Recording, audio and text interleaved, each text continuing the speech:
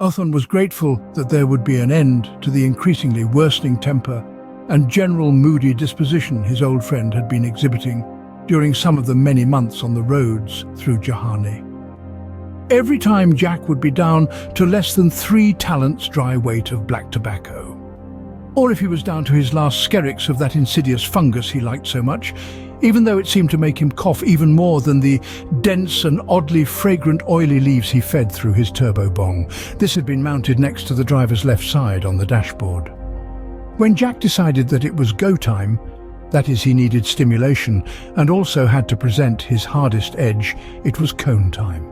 Before entering what Othon's contacts in Jifam Gif, the small seaside town where the 8x8 Devil and her 2 occupants and contraband cargo boarded the war barge as, quote, a damned den of the dreaded denizen demons of iniquity, legerdemain and skullduggery.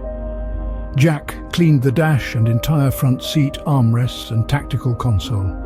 His shotgun pistols were oiled and ready. The left-holstered weapon that he drew with his right hand instinctively was loaded with the new compressed alkaline solvent explosive solid cases prototype shells that he had won in one of the only truly fair games of 6-card stud that he could easily recall.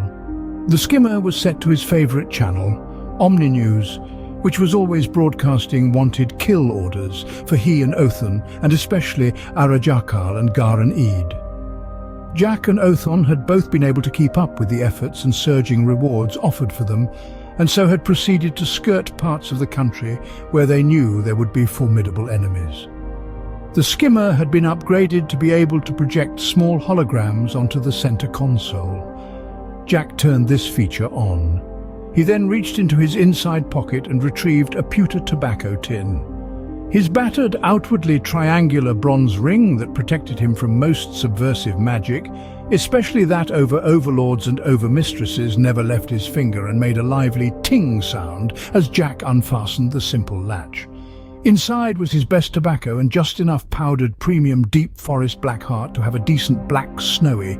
Firstly, he unscrewed the large dreadnium cone piece that was 5/16 gauge at the top and tapered slowly to a long, high-capacity fitting. Jaqk then thumb-screwed as much of the potent custom blend of Detosion AAA grade amphetamine-infused industrial military issue with the blackest swamp tobacco he had, a sample of the dusted shipment he would procure in the upcoming deal, and a good few millimeters of compressed black snow.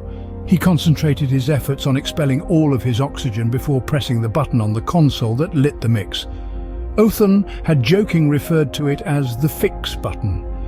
Jaqk had not taken this well when it was first said, as he was having withdrawals because he was rationing his stash, but lately they had joked about relabeling the AC 5 inches button. The turbo bong whizzed as the piezoelectric spark ignited a contained jet that blasted downward onto the boiling and burning tobacco and fungal narcotic.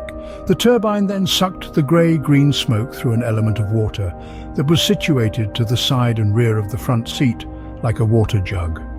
Bubbles rose rapidly as the turbine at the top blasted said smoke through the flexible hose into Jaqk's aching lungs.